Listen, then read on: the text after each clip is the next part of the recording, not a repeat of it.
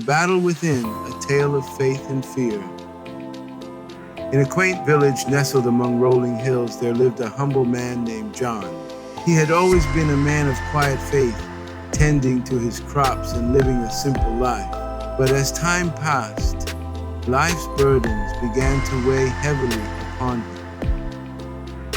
The rain ceased to fall, and his once thriving fields withered under the relentless sun. His health, once robust, began to fail him, leaving him weak and frail. To add to his sorrow, the friends who had once stood by his side drifted away, leaving him isolated and alone. One fateful night, as the village lay shrouded in darkness, John lay awake in his small, dimly lit room. His heart was heavy with despair, and his thoughts were filled with doubts and fears. Tears welled up in his eyes, and he felt utterly forsaken. It was in this moment of profound loneliness that two mysterious figures appeared by his bedside. One figure was bathed in a soft, radiant light exuding warmth and peace. The other was shrouded in darkness, casting an ominous shadow that seemed to chill the very air. The figure of light spoke first, his voice gentle and reassuring. Peace be unto you, John. I am Faith sent by the Lord to strengthen you. Before John could respond, the dark figure stepped forward, its voice deep and foreboding. Beware, John. It warned. I am Fear, and I am here to remind you of all that could go wrong. John's heart raced as he looked from one figure to the other, confusion and dread swirling within him. Why are you here? He asked, his voice trembling. Why do you torment me in my darkest hour? Faith, radiant and calm, spoke first. John, remember the words of the Lord. Fear thou not, for I am with thee. Be not dismayed, for I am thy God.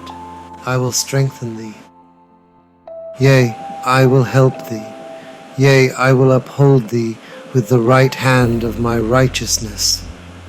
Isaiah 41:10. But fear, dark and insidious, countered with a sneer. But look at your life, John. Your crops are withered, your body is weak, and your friends have abandoned you. How can you trust in a God who allows such suffering? Faith's voice remained steady. Suffering is part of this fallen world, but it is not without purpose. Remember what the Apostle Paul said, and we know that all things work together for good to them that love God, to them who are the called according to his purpose. Romans 8:28. Fear scoffed. Words, mere words. Can they heal your body? Can they bring back your friends? Can they make your crops grow? Faith's light grew brighter as he responded. John, listen to the promise of the Lord. But they that wait upon the Lord shall renew their strength. They shall mount up with wings as eagles. They shall run and not be weary, and they shall walk and not faint. Isaiah 40:31. John, torn between the two, whispered desperately. But how can I wait upon the Lord when I am so afraid? Faith replied with unwavering confidence. Fear is natural, but it is not of God.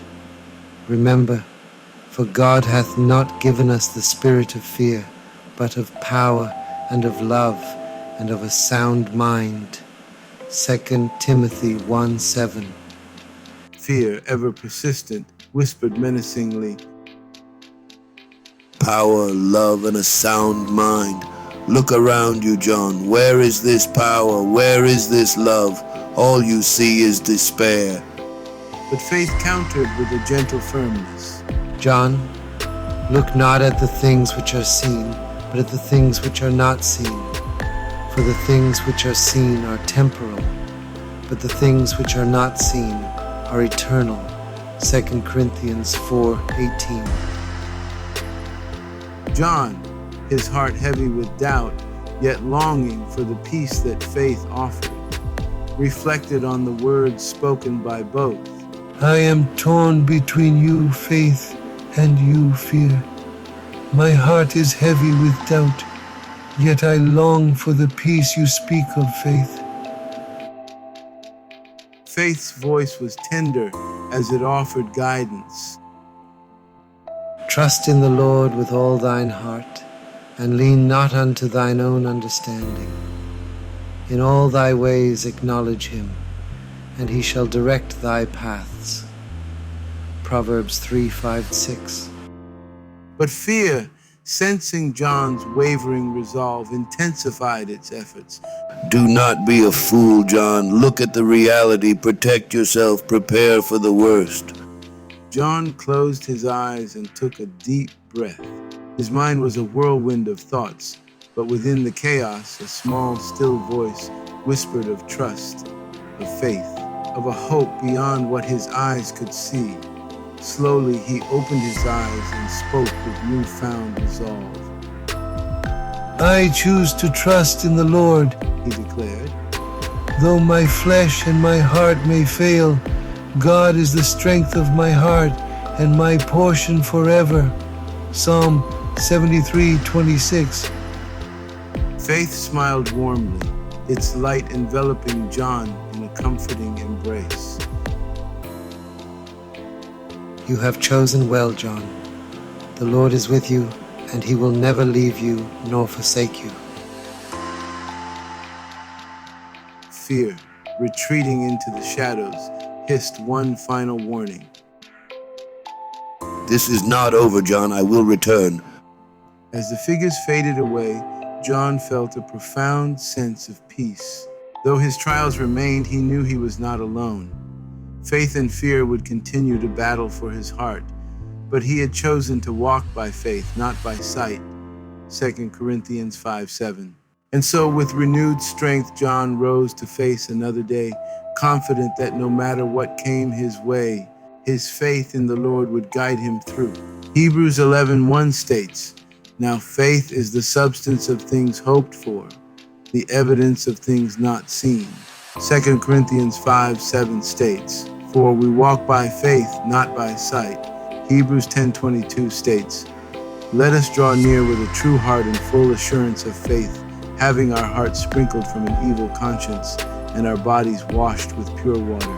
Verse 23 goes on to say, "Let us hold fast the profession of our faith without wavering, for he is faithful that promised." Thank you for watching. This message has been brought to you by the Little Zion Baptist Church of Brooklyn, New York.